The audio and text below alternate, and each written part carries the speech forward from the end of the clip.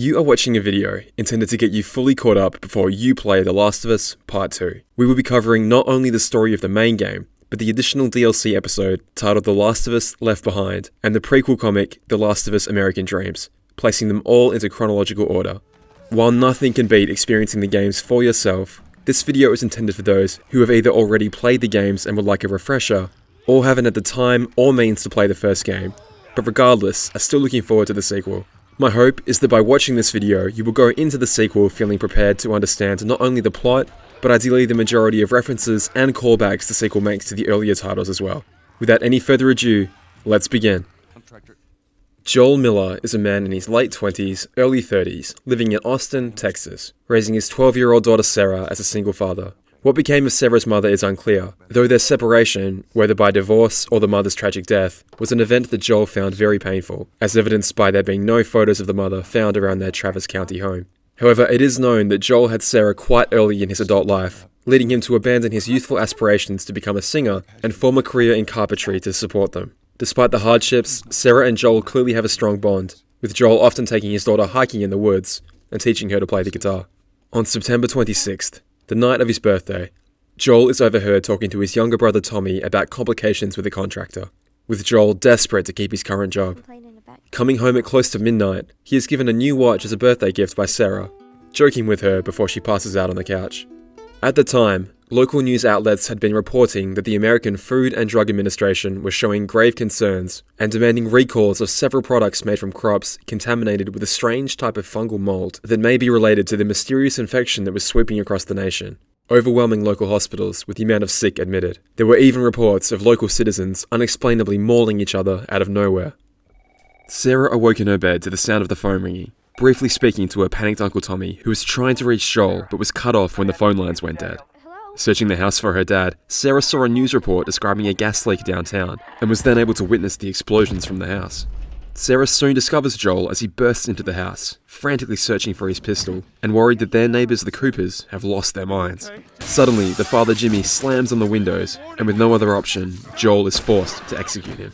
Tommy arrives to pick them up, and the three make their way east, away from Austin. Joel refuses to let Tommy pick up a hitchhiking family, and the three continue until they run into a traffic jam near St. Peter's Hospital. It seems everyone else trying to evacuate has had the same idea, but what they don't realise is that the army has blocked off the highways. No one is allowed out. Suddenly, infected people in hospital gowns attack the car in front of them, and Tommy backs up, trying to drive through town instead. He slowly crawls through fleeing people, only to be hit from the side by a ute whose passenger was attacking the driver. Tommy's car is rolled over, and Joel has to kick the window out to escape, before being attacked for the first time by an infected person, blood pouring from their eyes. But Tommy saves him by beating the assailant over the head with a brick. Sarah's leg is hurt from the crash, so Joel scoops her up in his arms and starts running, as infected pour in from all sides. Cars crash all around them as Tommy and Joel flee through a bar, with Tommy staying behind to buy Joel and Sarah time to escape. Joel runs past a rolled over ambulance as the infected driver begins chasing them too. But a lone soldier shoots Joel's pursuers. Joel is temporarily relieved until he overhears the soldier being given orders to put them down as well. The soldier tries to argue, but is given a direct order, and lines up to take the shot. Joel dives out of the way as the soldier opens fire, before being shot in the head by the returning Tommy. But unfortunately, the worst has happened. Joel is spared as the bullets strike his new watch, but Sarah has been fatally shot. And the innocent girl takes her last breaths as she dies in her distraught father's arms. Joel and Tommy make their way to a triage point, a chaotic mess filled with tragedy and broken families. With his entire world taken from him, Joel experiences severe survivor's guilt and contemplates suicide, but eventually resolves to keep fighting in this harsh new world. Over the next few years, the brothers are forced to make terrible choices in order to survive. More information is gradually found out about the mysterious infection. It is a strain of the fungal cordyceps virus that has mutated to infect human hosts, infecting them through tiny spores that implant themselves among the host's brain and gradually grow in size, causing the victim to lose control of their motor functions and have a singular desire to spread the parasite to more hosts. Any bite from an infected individual will spread the infection on, as will breathing in or consuming the spores in other ways, and within 48 hours at most, that person will have completely lost control of themselves. After 2 weeks, as the fungus continues to grow in the brain, it begins to demonstrably show in that person's body, warping the person's head to accommodate it with fungal roots forcing themselves through one of the person's eye sockets, rendering them more feral, yet still able to see human prey. After about a year, the infection will have reached its third stage, the fungus now having completely grown throughout the victim's body, as well as entirely covering the victim's head with hardened fungal plates, rendering them blind. To compensate, the infected resort to a crude form of echolocation, emitting a repetitive click that allows them to hone in on victims, and earning them the colloquial name, clickers. Not all infected survive the arduous process of becoming a host though, and should the virus detect that its host is dying, it will cause the infected to find a place to fall over and die, converting the body into more spores that spread around the area.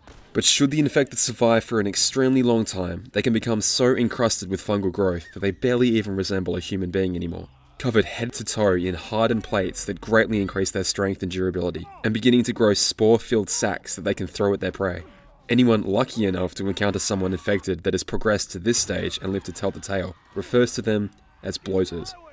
The government scrambled to declare various quarantine zones throughout the country. Concrete walls were hastily constructed around selected cities and heavily guarded by the military, with citizens in more isolated towns ordered to evacuate and make their way to the nearest zone. However, it soon became apparent that there simply was not enough room to save all those people desperately fleeing, and in some zones the military opened fire on those who had fled their homes in search of salvation. As the systems of government crumbled and the situation grew more dire, martial law was declared. The citizens that made it into the zones were placed under curfews, given new identification papers and jobs, providing essential services for the new society. Orphaned children were taken and placed into military preparatory schools, where upon reaching the age of 16, they would then become soldiers themselves, soldiers who maintained an iron fist over their quarantine zone, controlling movement between its sectors, scanning the population for traces of infection, and heading outside the safety of the wall to search for supplies. Infection would also spread throughout the zones. Those that were infected while sneaking outside would often return back into the safety of the walls, then either turning themselves or dying and becoming a source of more spores, leading to some areas of the zones being condemned. This meant that infection was a constant threat, even within the walls. The soldiers would also control all rations to be distributed to the population, exchanged for the ration cards they would earn by working their assigned jobs. However, rations often ran short, and those that were produced were hoarded by the military, sometimes leading to the population rebelling against their supposed protectors, in some cases even wresting the entire quarantine zone from their grasp and forcing the soldiers that survived to flee. The World Health Organization eventually declared that in spite of many failed attempts, they had given up searching for a cure. And in the face of government failure and military oppression, a militia group known as the Fireflies rose to rebel, with the goal of shaking off the military's brutality, restoring all branches of government, and finding a cure themselves.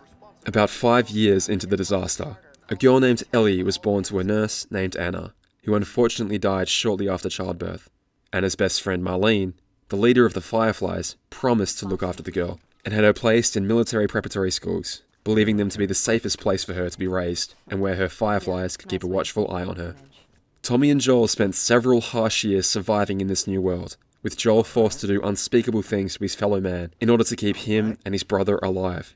Tommy eventually could not stomach it anymore, and allured by the leader of the Fireflies, Marlene, with her promises and ideals, was inspired to join their cause. The brothers had a falling out, and Tommy left Joel and set off to join them. Joel continued northeast, ending up in the Boston quarantine zone, where he unofficially worked as a smuggler, using secret exits and passageways throughout the city and its walls to smuggle various illegal contraband in and out of the city. Guns especially held a high smuggling value, as the military held power primarily through being the only ones armed. Over time he met and had a working, possibly romantic relationship with a fellow survivor named Tess. By the time Ellie is 14 years old, she has developed quite a history of fighting with her fellow students and general disobedience to her armed custodians. She and some other youths are bussed into Boston to join the Boston Military School, getting into trouble immediately after stepping off the bus. A girl named Riley steps in to break up the fight, but steals Ellie's Walkman. Ellie gets it back, and then follows Riley as she sneaks out of the school. Riley is soon to turn 16, and when she does, will be forced into armed service, a life she does not want for herself. The two head to a shopping center, where Riley bribes a soldier named Winston into letting Ellie ride his horse, which she uses as a distraction to steal his radio and smoke grenades. A loud explosion rocks the shopping center, and it's clear the Fireflies are attacking the military. Riley is thrilled. This is her chance to join them and escape, and Ellie begrudgingly follows. The two dash across rooftops, following the sounds of battle, and find a group of Fireflies pinned down by soldiers, tossing the smoke grenades to help them escape, but drawing the military's fire on themselves. The girls get away, but in their celebration, they draw the attention of an infected from a condemned building, which attacks the girls, who are barely able to escape. In their relief that they aren't harmed, Ellie hugs Riley, but more infected soon follow, and the two flee down an alleyway, being saved from certain death by the Fireflies. Riley is at first excited to see them, but the two have bags placed over their heads and are dragged away by the Fireflies. The Fireflies have taken cover out of sight and are still recovering from their failed attack on the military. Evidently some infected ruined their plans. Marlene joins them and unbinds Ellie, handing her an envelope and telling her to go home. Riley begs Marlene to let her join the Fireflies, but is quickly cut off when the smugglers that own the tunnel demand payment for the Fireflies trespassing, immediately killing a Firefly to prove they're serious. In the scramble, Ellie bricks and Riley shoots a smuggler, giving the Fireflies the upper hand. Marlene is pissed and threatens to kill Riley as a test to see how dedicated she truly is to the cause. Ellie doesn't get it and bites the Firefly holding her hand and steals his gun, holding Marlene at gunpoint. Marlene simply asks her by name to put the gun down, surprising Ellie. Marlene reveals that she's been watching over Ellie, promising that eventually she'll tell Ellie about her mother and giving her Anna's knife. Ellie and Riley make their way back to the dorms, Ellie offering to run away without the military or the Fireflies, just the two of them, but Riley is upset and has seemingly accepted her fate. In her bed that night, Ellie reads the letter that Marlene had been saving her from her mother. Over the next few months, Riley's temperament worsens, culminating in her lashing out at Ellie before running away later that night. Riley recognizes the Firefly that Ellie bit in the alleyway and tails him back to the Firefly's hideout, where Marlene officially welcomes her into the group. A month and a half later, Marlene is scheduled that the struggling Fireflies will be pulling out of Boston, and Riley uses her final night in town to sneak back to Ellie for one last night with her friend. Waking Ellie up in the middle of the night, the two briefly catch up before sneaking back to the mall they had visited those months prior. Riley turns on the power to the building, and the girls enjoy their time on a merry-go-round, a costume store, by imagining what it'd be like to play video games, and by having a water gun fight with their confiscated weapons that Riley recovered before waking Ellie up. As Riley reveals to Ellie the real reason she is here, to see Ellie one last time, the two discuss plans to escape for real this time, Riley denouncing the Fireflies as the two dance to celebrate, sharing a kiss in the excitement. But the girls don't have time to even talk about what just happened, because the sound of the speakers has drawn a horde of infected right towards them. Fleeing for their lives, they nearly make it to safety when the scaffolding Ellie was climbing collapses, dropping her down to the infected chasing them. Riley jumps back down to save her, and the girls manage to kill their pursuers, but each suffer a bite in the process. The girls understand this means that their lives are over, and weigh up the options of what to do. Commit suicide now, or wait and spend the last moments of their lives with each other, and lose their minds together. Riley eventually turns, but Ellie doesn't. Confused about what this means, and with no one left to turn to, Ellie tracks down Marlene, who realizes that the cure she has been searching for so desperately may have just brought itself to her doorway. 3 weeks later, Marlene is in the midst of her plan to smuggle Ellie out of the city, far away to a more secure Firefly base in the west. They've been laying low for weeks, with many having already left and the rest preparing, and the military has seized on the opportunity with extra aggressive tactics to flush them out of hiding. In preparation for today, Marlene required guns, and collected a large stash from a man named Robert, to whom she was owed a favour. Robert was due to deliver those to two smugglers, Joel and Tess, and with nothing to show for, sent 2 hitmen after them, rather than facing the consequences. Tess was able to kill the assailants and returns to Joel, who spent the previous night alone with a bottle. Today, after all, happens to be the day after his birthday, almost 20 years to the date since he lost his daughter, and still wearing her final gift to him, the broken watch that spared his life. Tess and Joel attempt to make their way to Sector 5 where Robert is hiding, passing by the military interrogating and executing some infected humans who were hidden out in a condemned building. Their attempt to cross the border is interrupted by a Firefly diversion attack, and the two make their way through secret passageways outside the wall to the warehouse instead, crossing infected and Robert's men along the way. They reach and execute Robert, who had nothing but excuses for them, and find Marlene on her absolute last legs. She arranges to make a deal, the return of Joel and Tess's guns with extras in exchange for one smuggling job. Marlene would have done it herself, but the Fireflies attempting Ellie's extraction have been slaughtered, and Marlene has no one else to turn to, remembering Tommy's words that Joel was a trustworthy guy. Joel and Tess begrudgingly agree and meet their cargo, Ellie. They only have to take her as far as the Boston Capitol building, where a Firefly escort team will take her across the country from there. Tess takes Marlene back to the Fireflies camp to confirm that she actually has the guns, and Joel takes Ellie to a safe point and gets some rest. The next morning, the three set off, sneaking past military patrols and evading groups of infected, before heading outside the comfort of the walls, but being taken by surprise by a military patrol. As the patrol scans the three for signs of infection, Ellie creates a distraction, allowing Joel and Tess to take care of their captors. From the beeping scanner, Joel and Tess realize that Ellie is infected, and initially do not believe her claims that she is immune, but don't have any time to argue, as more soldiers are on the way. The group flees through a collapsed skyscraper and a museum on their way to the Capitol building, where a collapsing beam separates Joel from Tess and Ellie, drawing more infected to the noise. By the time Joel catches up to Tess, he finds her fending off a runner, killing it and allowing the three to escape the museum. Finally reaching the Capitol building, the group finds the Firefly escorts have been slain. With no one to take Ellie, Joel suggests they quit and head back, but Tess breaks down, revealing that she was bitten back in the museum. She may have been in denial, perhaps hoping that with a cure she could still be saved, a hope that is now evaporated before her eyes. With her bite mark already looking worse than Ellie's, Tess wants her life to have meant something, and implores Joel to take Ellie to the Fireflies on his own, saying that she will bide the two time as her last remaining act.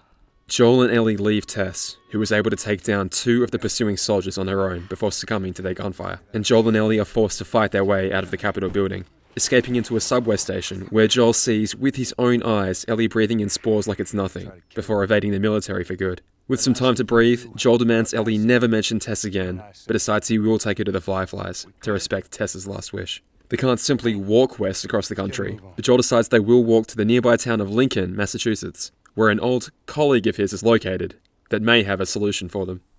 Later that day, they have made it to the outskirts of Bill's town, one of many towns forced to evacuate with little warning following the outbreak. It has since been allowed to fill with infected and wreathed top to bottom with traps by the paranoid Bill in order to deter would-be attackers.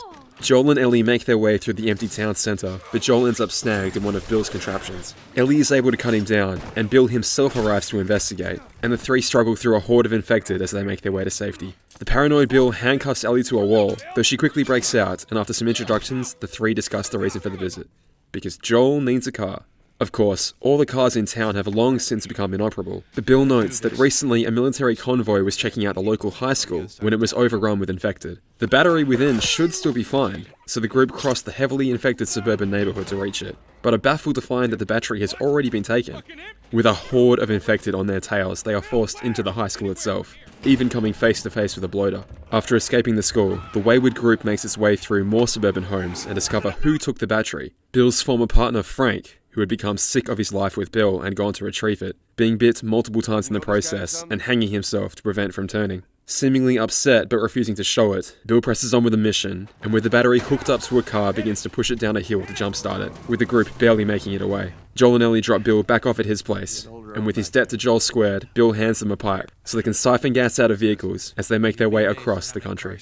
During their days of travel, Ellie flicks through the reading material she pilfered from Bill's, an interesting magazine, as well as a comic book series that she grows quite fond of. Joel decides to drive through Pittsburgh, but as they leave the highway, they notice a man limping towards them, seemingly in pain. Joel tells Ellie to fasten her seatbelt, recognizing the tactic as one used by hunters, people that prey on survivors, killing them and taking whatever supplies they have, a tactic that Joel himself may have used in the past. Accelerating head-on into the pretending man, Joel falls right into the trap, getting caught further in the city and being sideswiped by a bus. As the hunters move in, Joel and Ellie are able to defend themselves, now desperately seeking a way out of the hunter-riddled city. They decide to head to a large bridge, and as they progress through the flooded city, they see signs that the military failed the citizens, and the starving people eventually organized a rebellion, capturing and executing soldiers until the military eventually abandoned the city. This triumph was short-lived, however, as the starving people now had to fend for themselves, resorting to more and more desperate tactics to feed themselves, adopting a very literal survival of the fittest mentality. While seeking through the city, Ellie tries to lighten the mood by regaling Joel with puns from her joke book, and while cutting through a hotel, Joel and Ellie became separated as an elevator broke loose from its cables and plummeted down into the hotel basement, leaving Joel trapped with a horde of infected. Taking them out and heading back to the surface, Joel was caught off guard and nearly drowned by a hunter, but Ellie found him, picked up Joel's pistol, and killed the attacker. Joel initially scolds Ellie, perhaps uncomfortable about a girl her age having anything to do with firearms. Up until this point, Joel has been rather direct and cold with Ellie, gradually warming up to her as the two got to know each other. Ellie is the bigger person and apologizes to Joel, though noting that her actions did save his life, and Joel soon comes around to trusting her with a rifle, letting her provide a sniper overwatch to help as Joel clears hunters from the financial district. Moving forward, the pair catch their first sight of the hunter's prized possession, a military Humvee equipped with a mounted turret, which they use to chase down anyone that made it past their earlier traps, witnessing it execute a couple before their eyes. The hunters are now well aware of the duo that has taken out several of their men and are on high alert, and it isn't too long before the Humvee is on their trail too. Joel and Ellie are forced to flee into an office building, through a window and directly into a fight with another duo who had the same idea. After a quick punch-up and pointing weapons at each other, the four are acquainted. This is Henry and his younger brother Sam, two survivors initially from Hartford, another city recently abandoned by the military. The brothers were two of a larger group that became scattered when ambushed by the hunters, a group that seems to have steadily been picked off. The Hartford group had initially decided to meet at a radio tower visible outside of town should they become separated, with the overall goal of heading west to join the Fireflies. Given their similar goals, the brothers form a tenuous alliance with Ellie and Joel as they agree to help each other get out of the city, making their way to a nearby hideout Sam has found. On their way, they sneak through a toy store, where the young Sam is enamored by a toy robot, which Henry scolds him for taking an interest in, insisting Sam repeats their survival rules. We only take what we have to. Sam dejectedly drops the toy, though with a quick eye, Joel can spot that Ellie quickly scoops it up when no one is watching. The group press on and reach the hideout, giving them a vantage point at the hider's barricade, and wait until nightfall when there are less men on patrol. With the cover of darkness and the helpful distraction of clickers, Joel and Henry are able to get through, though not before the Humvee spots them and circles in to attack. With the military vehicle bearing down, Henry makes the decision to abandon Joel to save himself and his brother. Joel and Ellie have to cut through a building, finally making it to the bridge, only to find it has been partially destroyed, and even though Ellie can't swim, they have no choice left but to jump. They are dragged downstream and saved by Henry, who is doubled back to fetch the pair out of the water. And though Joel is initially furious, he comes around and the group carries on. When Joel and Ellie have a moment alone, they admit they are glad to have the brothers around. The group passes by a boat beached up on the shore and thinks the best path to the radio tower might be through the nearby sewers. Pushing their way through, the group soon discovers signs that people live here, or used to live here at least. It's not long before they run headlong into a swarm of infected, with Sam and Joel ending up trapped on one side of a wall, Henry and Ellie on another. Joel charges through more infected to reunite the group, and the gang makes a frantic escape, utilising the teenagers' small size to fit through narrow gaps and open doors for the adults. With a locked door behind them, the group realises they have just made their way through an abandoned micro-society, the tragic legacy of a man named Ish. As the outbreak hit, he abandoned the land to live at sea, but with dwindling supplies was forced ashore months into the outbreak and built an encampment for himself in the sewers. With himself established, he made his way into the nearby suburbs to trade, eventually inviting the starving and desperate people to join him, ultimately building a tight-knit community of families. People protected each other, collected rainwater, fed each other, there was even a preschool. But all it took to ruin everything was one mistake. One door was left ajar, and within minutes the infected were everywhere. It is unknown if anyone escaped, but at least the children didn't suffer. Heading through those suburbs, Joel and Henry swap stories of life before the tragedy, Ellie in particular hardly believing a world in which trucks would drive around selling ice cream. Henry recalls barbecues with his family, and the kids get a chance to be kids for a moment, playing a fun round of darts.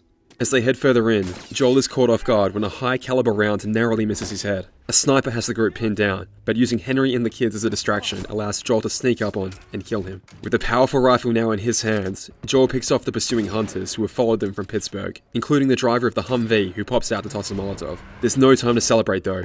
The noise of the attack has drawn an army of infected their way, including some that pounce on Ellie, Henry and Sam. Joel fends them off for as long as he can, before being forced to abandon his post and flee with the group. Finally, the four are safe, making it to the radio tower without further incident and can celebrate by swapping stories and sharing a meal. Sam doesn't seem to share the revelry of the group though, revealing a large bite mark on his leg. In the morning, Ellie heads to Sam's room to wake him up, but lets out a scream as the boy tackles her to the ground. Joel immediately knows something is wrong and rushes in with gun drawn, but Henry nearly shoots it out of his hand. Though the boy has clearly turned, Henry is unwilling to let Joel kill his kid brother. Eventually, Henry does the deed himself, and now beyond distraught, turns his aim on Joel. Joel pleads for Henry to think things through, but Henry screams at Joel that this is all his fault, and with seemingly nothing left to live for, poor Henry turns the gun on himself. By the fall, Joel and Ellie have made their way across the country to Jackson, hoping to meet up with Joel's brother Tommy to gain more specific information on where the Fireflies might be located. The last step before getting to the town is to make it across an abandoned dam, and the pair discuss Joel's trepidation with seeing his brother after such a long time, and such a tumultuous parting. Along their way, the two pass by the grave of a child, and Ellie laments that she'd wished she'd left the toy robot on Sam's grave, implying that Joel and Ellie took the time to give the brothers a proper burial. Joel still refuses to talk about the actual incident, and as they try to attempt to cross the dam, the pair are held at gunpoint. Turns out the dam wasn't so abandoned after all. But the tension is soon dissolved as one of the mystery gunmen reveals himself to be none other than Tommy himself, and the two brothers embrace, seeing each other for the first time in several years. Tommy also introduces Joel to Maria, the person who is not only in charge of things around here, but is also Tommy's wife. The couple show the newcomers around. Maria and her father have begun the process of getting the hydroelectric dam working again, allowing electricity to be generated for their nearby town. Ellie pets one of the horses, remembering her time riding Winston's horse in Boston, and Maria takes a hesitant Ellie so that the brothers have a chance to talk alone. Tommy explains that the town is over 20 families strong, able to grow their own crops and be entirely self-sufficient, though this has made them a target for bandit raids, and who could forget the ever-present threat of infected. He recalls that he also returned to Texas last year to collect some effects, including a photo of Sarah and Joel at one of Sarah's sporting events, which he offers to Joel, though Joel refuses the gesture, barely able to lay eyes upon it. Though Tommy's group has only been here for a week, Joel and Tommy witness as the engineers successfully reactivate the turbines. Power has been restored. Joel speaks to Tommy privately about the reason he left Boston, the miraculous case of Ellie's immunity to the infection. Though learning that Tommy left the Fireflies to start a life with his family, Joel hopes that Tommy can take Ellie the rest of the way to the Fireflies himself, collecting any reward that they may have for her deliverance. Tommy is skeptical about Joel's claims, but refuses the request either way, feeling that neither Tommy nor any of his men should have to simply abandon their families for Joel's cause. But Joel insists that this is not his cause, it's not what he wants, but what is best for all mankind. He can't believe his brother would refuse to do him this kindness after everything Joel did for years to keep them alive, but Tommy responds that he has nothing but nightmares from those years, and that what Joel did to ensure their survival wasn't worth the cost. The feud is beginning to escalate when it is cut off by the dam's warning alarms. Bandits have attacked. Maria and Ellie are surrounded with bandits closing in, and Tommy callously asks Joel to do what he does best against them. After fighting their way through the invaders, the brothers reach Maria and Ellie. Ellie frantically recalls the ordeal to Joel from her point of view as Tommy watches, realizing what he has to do. Maria isn't happy, arguing with her husband before threatening Joel that should anything happen to Tommy, it will be on his head. Ellie sees this and asks what the problem is, but Joel insists that they will talk about it later, and Ellie walks off in a huff. Tommy has resolved to take Ellie to the Fireflies, thinking that some real good may come of it, and Joel prepares to say his goodbyes to her. But instead, Tommy receives a radio transmission. Apparently, Ellie has stolen a horse and ridden away, likely figuring out what Joel's plan was. Tommy and Joel pursue her tracks through nearby bandit camps to find her at an abandoned ranch. Joel approaches his young ward, trying to explain his logic, giving a weak excuse that Tommy knows the area better than he does, and is more capable of bringing Ellie to the Fireflies. But Ellie sees through the facade. Maria told her about Sarah, and Ellie accuses Joel of fearing losing her like he did his daughter. Joel warns her to stay away from the subject, and shoots down any ideas of hers about him being a surrogate father. Ellie responds that everyone she has ever cared for has either died or abandoned her. Everyone except Joel, and after coming all this way with him, having him leave her now would only make her more scared. But there isn't time for further talk. The bandits have pursued them to the ranch, and after dealing with them, the three ride off back to Tommy's town. During the ride, Joel has some time to think, and when they arrive, he tells Ellie to saddle up with him. They'll keep heading to the Fireflies together. Tommy tells them that the last time he saw the Fireflies, they had set up a research facility in the University of Colorado Science Lab, and together, the pair begin the next leg of their journey. After several weeks of travel, the pair have finally made it to the university, and begin searching for the science lab, riding their faithful horse, which Ellie adoptively named Callus, through the campus. Joel discovers evidence of a lookout tower, the stories of the students that lived here during the outbreak, some infected, and a troop of monkeys, but no fireflies. They find the science lab and make their way inside. Ellie wonders if whatever the Fireflies will have to do to her to create the cure will hurt, to which Joel replies that he's sure they'll only have to extract some blood, and she'll be fine. As they press on, they see more signs that confirm that the Fireflies were forced to relocate. It seems they were waiting for the convoy carrying Ellie that just never arrived. And in the midst of evacuating, a leading scientist was bitten by one of the testing monkeys that carried the cordyceps virus, opting to stay behind as the others left. Recording his last words on a voice recorder, the scientist left instructions for anyone seeking the Fireflies that they would find them at their headquarters in a hospital in Salt Lake City. Joel and Ellie are disappointed, but at least have a solid heading now. But as they turn to leave, are taken by surprise by a pack of roaming hunters. Joel and Ellie try to repel their attackers, and have nearly escaped when one catches Joel by surprise. And in their skirmish, both plummet to floor onto the ground below, with Joel being impaled on a loose piece of rebar. Ellie is able to help free him, but Joel is seriously injured, barely able to cling to consciousness as more hunters pour in. Ellie helps him to limp outside, and Joel barely makes it to the horse before he slips into unconsciousness entirely. Over the coming weeks, the weather grows far colder, and Ellie is still being pursued. She brings the comatose Joel to the abandoned Colorado Mountain Plaza shopping mall, and desperately searches for medicinal supplies to keep him alive. Ellie is able to repel attacks from both human and infected foes to retrieve a box of medical supplies from a downed Medivac helicopter. During the search, Ellie learned the heartbreaking story of the medic team that once served in that helicopter. The 4-person squad from the Denver quarantine zone were transporting a sick patient, believing themselves to be safe as the patient showed no visible bite marks. However, they were wrong. The patient must have already ingested spores because they turned and attacked the pilot.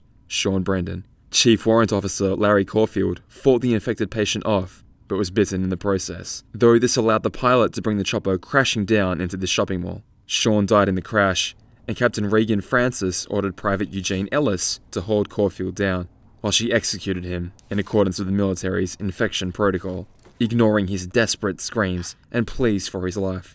With dwindling supplies, Captain Regan and Private Ellis went down to the loading dock in the hopes of procuring more, where they were set upon by a group of stalkers, and Ellis was bitten on the arm. Ellis intended to take his own life, but Regan broke protocol and knocked him out, amputating his arm above the bite mark in the hopes that it would halt the spread of infection. Ellis showed signs of fever and sickness after regaining consciousness, unable to keep any food down, and Regan feared she had been too late. Perhaps the infection was still within him, after all. She rationalized that the best course of action was to simply run away and abandon him, making it 10 miles before her conscience got the better of her and she turned back, but upon returning to her subordinate's side, was betrayed by him, shot by the sick man. Ellis's mind was clouded by intrusive and aggressive thoughts, believing he had to kill Regan before she killed him. Running away from Regan's body and the infected caused the sutures in his arm to burst open, and with no way to sew them up, Ellis died alone from the blood loss and freezing temperatures in an air vent. Ellie uses the infected to her advantage and is able to keep the hunters away from Joel, for now. After moving Joel to yet another location, Ellie is still forced to be the sole provider for the pair while he heals. Her hunting skills with the bow have tremendously improved, and she tracks down a large buck, managing to down it in an abandoned mining facility. But it seems she is not the only hunter out here, as other hungry survivors approach the carcass, with one introducing himself as David. He seems concerned for Ellie's safety, and offers to trade for some of Ellie's kill with supplies from his nearby community. Ellie bluffs that she too comes from a large community, but immediately jumps on David's offer to trade for medicine. David signals for his ally James to retrieve some, and Ellie decides to keep David at gunpoint until he returns. Taking shelter from the elements, the two share an uncomfortable conversation until James returns. But the unpleasantness is cut short as a clicker attacks.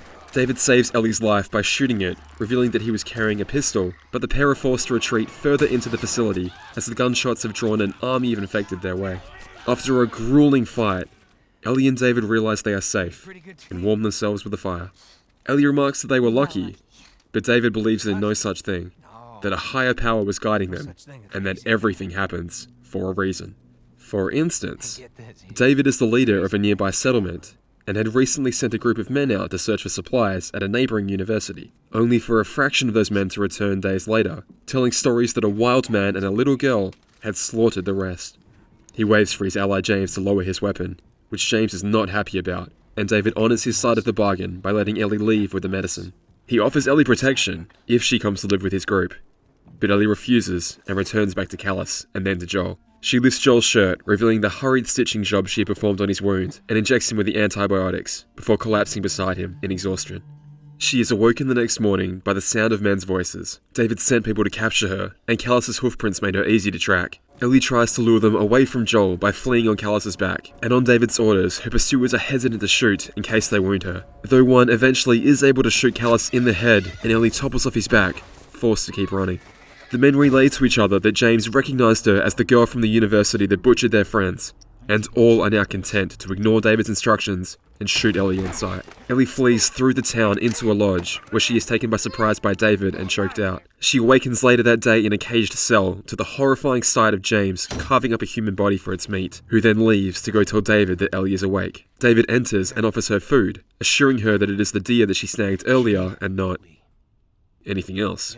Ellie wonders if she's next on the chopping block, but David asks for her name and insists that he can convince the others that she can come around. He's taken quite a shine to her. To David, Ellie is special. David lets his guard down, and Ellie takes the opportunity to break the sick bastard's finger, and David furiously exclaims that there is no way he'll be able to convince the others now. He threatens to come back in the morning, having changed his mind about Ellie's fate. The next morning, Joel jolts awake back in Ellie's hideout, and though still recovering and in tremendous pain, is hell-bent on finding her. He bellows down the street at those that stand before him, putting down anyone between himself and Ellie. Two men attempt to catch him off guard, but are quickly overwhelmed and dragged into a nearby house, where Joel brutally interrogates and executes them both after learning where Ellie is being kept. Ellie is woken to James and David grabbing her, and though Ellie manages to bite David's exposed hand, the men are able to pin her to the butcher's counter. With a huge blade in his hand, David is about to swing when Ellie screams that she is infected, and David rolls up her sleeve to confirm for himself Ellie's bite mark. James freaks out, and Ellie seizes the chance to take David's machete and implant it in James's neck, rolling off the counter and out the door with her knife. A snowstorm is kicked up, aiding her escape as she creeps through the town looking for an exit. David alerts the townspeople that Ellie is infected and on the loose, and a team is dispatched to take her out. Murmurs can be heard among the men that they no longer value David as a leader, and Ellie climbs through an open window into a restaurant, but as she attempts to leave, David again sneaks up on her. He demands to know how she managed to pretend she had a fake bite, believing there is no way she could truly be infected. He tries to hunt her down, knocking over a lantern in the process and setting the building ablaze, but Ellie uses her size and stealth to sneak up on him, wounding him several times with her knife. David falls backward with the attacking Ellie on his back, knocking them both out in the process. During the battle, Joel has continued to charge through the snow-covered town, recovering Ellie's backpack among a room full of clothes that are no longer being used, and a room filled with their original owners, before eventually making his way to the now-burning restaurant. Ellie and David slowly regain consciousness. Ellie catches sight of David's machete and tries to crawl towards it, but the older man is on his feet first and kicks her while she is down and tries to strangle the young girl. Ellie is barely able to get her hands on the machete, but when she does, without hesitation unleashes a furious assault on the twisted monster. Joel arrives, and once Ellie realizes she is not in any more danger, begins to sob in Joel's arms, where he lets her know, just as he had with Sarah, it's okay, baby girl. The two make their way out of the cannibalistic nightmare and continue to Salt Lake City on foot. By springtime, they have successfully followed the highway to their destination. Ellie catches sight of a deer engraving and is lost in thought when Joel snaps her back to reality. Now that the end of their journey is here, and harrowed by all they have been through, Ellie is uncharacteristically quiet as the pair make their way through the unoccupied city, while Joel is quite the opposite. It seems he has finally found the ability to open up to another human again after everything that had happened with Sarah, answering Ellie's questions about his daughter, and even offering to teach her to play the guitar. The two are making their way through a bus station when Ellie catches sight of something and runs towards it, leaving a panicked Joel to chase after her. Rounding a corner, he sees a herd of giraffes have come to roam on the vegetation growing in the abandoned metropolis, and the pair share a moment to pet the creatures and to observe them roaming through the city. Before they move on, Joel takes a moment to ask Ellie if she still wants to go through with this. They can still turn around and head back to Tommy's if she'd like. But after all she's been through and everything she's done, Ellie knows that it can't all be for nothing. When it's all over, she's happy to go with Joel wherever he wants, so the two agree to press on and see it through. They pass through a triage point, with Joel recalling the similar place he found himself in the days after he lost Sarah. On that note, Ellie actually has something for Joel, the photo that Tommy recovered from Texas. Joel accepts it this time, and even thanks Ellie for getting it, acknowledging what happened in the past rather than trying to repress all memories of it. All that stands between the pair and the hospital is a tunnel full of infected, but after clearing out the horde they press on and find the rest of the tunnel is flooded with rapidly moving water. The pair clamber across vehicles, but their luck runs out as their weight dislodges a bus and Joel is dragged underwater. Ellie tries to free him, but loses consciousness as the bus overturns and drags her under as well. Joel frees himself and swims desperately to save her, bringing her above the surface and anxiously beginning CPR. Two Firefly patrolmen from the hospital demand he put his hands up, but Joel keeps performing CPR until he is struck in the side of the head by a soldier's rifle. Joel awakens in a hospital bed and is greeted by none other than Marlene, who welcomes Joel to the Fireflies. Ellie is fine. The doctors were able to get to her just in time. Marlene cannot believe it they made it all this way on their own, when not only was Joel only supposed to take her as far as the Boston Capitol building, but Marlene herself lost almost her entire crew crossing the country. It took her about 6 months to reach the hospital from Boston, and after returning she spent the next month constantly regretting her decision to let Ellie go in the hands of some smugglers. At the time, it felt like she had no other choice. But in hindsight, Marlene and a handful of other soldiers survived the attack, and now Marlene could feel the weight of the Fireflies staring at her for making the wrong decision. But when times seemed their darkest, Firefly scouts spotted Joel and Ellie entering the tunnel and sent men down to meet them at the other side. The Fireflies were on their last legs with nothing left to hope for when Joel arrived at their doorstep, being found just in time to save Ellie's life. It truly is a miracle. Kills the surgeon to see Ellie, but Marlene can't let him do that. Ellie's being prepped for surgery. The cordyceps virus that grew on her brain is a unique mutation. If the scientists can extract it, they should be able to reverse engineer it and create a vaccine. But Ellie will not survive the operation. Marlene struggles to even tell Joel that she has given the okay to sacrifice Ellie. The girl Marlene has known since the day she was born, the girl Marlene swore to her mother she'd protect. And though Marlene had argued with her doctors for another way and prevented the Fireflies from preemptively killing Joel, she gradually understood that what Ellie is something far greater than any one single human life. She hoped for Joel's and Anna's understanding and forgiveness. But no matter how hard the decision was, Marlene believed that it was the right one to make. That this was to be the last of her terrible tests. She tells a Firefly soldier to march Joel out of the hospital at gunpoint, and if he tries anything, to execute him. The Firefly forces Joel down a corridor, but Joel spies his belongings and realizes he can still do something to stop this. He causes the soldier to miss his shot and disarms him, and within 3 bullets has found out Ellie's location and executed him. The sound of the gunshots ring through the hospital, and legions of armed Fireflies search the derelict building to find Joel before he can reach Ellie. Joel is on a warpath and carves his way through his foes, storming the operating room. 3 doctors are surprised at the intrusion, and one stands between Joel and Ellie, armed with a scalpel. Joel and scoops Ellie up, running as fast as he can to an elevator. The Fireflies are again hesitant to shoot with a cure for mankind in Joel's hands, and he makes it to an elevator, then down to a parking lot where he is held at gunpoint by Marlene. Marlene tells Joel that he can still do the right thing, that it's better for Ellie to die on the table doing something incredible for mankind, rather than being torn apart by clickers or raped and tortured by the savages that remain. Marlene raises her weapon and states that Joel knows that Ellie would make this choice if she was awake to make it. Joel pretends to hand Ellie back to Marlene, but with her guard lowered, he shoots her with a pistol that was hidden from Marlene's view. Joel loads Ellie into a Firefly's vehicle as Marlene crawls on the ground, begging Joel for her life. But Joel knows that if he leaves any trace, that the Fireflies will come looking for Ellie and executes her. Later that day, Ellie awakens in the back of a car, wondering what happened since they nearly drowned in the tunnel. Joel lies to her and says that Ellie wasn't the first immune person the Fireflies had tried to test, and in fact they had given up looking for a cure altogether. He apologizes as the deflated Ellie rolls over in the back seat. A few days later, Joel and Ellie have driven back to Jackson, intending to live with Tommy. Ellie feels her bite mark as they walk through the woods. Joel tells Ellie that he used to take hikes like this with Sarah, and that the two of them would have been good friends had they gotten to meet. As they take their last steps towards the town, Ellie stops Joel. She tells Joel about the night that she and Riley were bitten, then about all the people she's lost. Riley, Tess, Sam, Henry. Joel thinks she is experiencing survivor's guilt and tries to talk her through it, but Ellie demands that Joel swears to her that everything he told her about the Fireflies was true. Joel looks her dead in the eyes and lies to the young girl that everything he told her was the truth. And though she likely knows that Joel is hiding something from her, Ellie says, "Okay." And with that, you are now caught up on, or refreshed, on the plot of The Last of Us, ready for The Last of Us Part 2. Though it is worth noting that in celebration of The Last of Us being remastered on the PS4, in July of 2014, the director and cast of the game held a live retelling of select important story moments from the game, after which they performed a unique, one-time only epilogue that detailed a moment between Joel and Ellie while they were living at Tommy's village. I'm not 100% certain of the canonness of this entry, so I've elected not to include it in this video, and it's never actually officially been shown anywhere online, so I couldn't even if I wanted to. But a plot summary will be left in the description for those curious. In brief, Ellie is implied to have found out about Joel's deception, and Joel approaches her with a peace offering, singing her a song and playing guitar for her, and then telling her a terrible pun.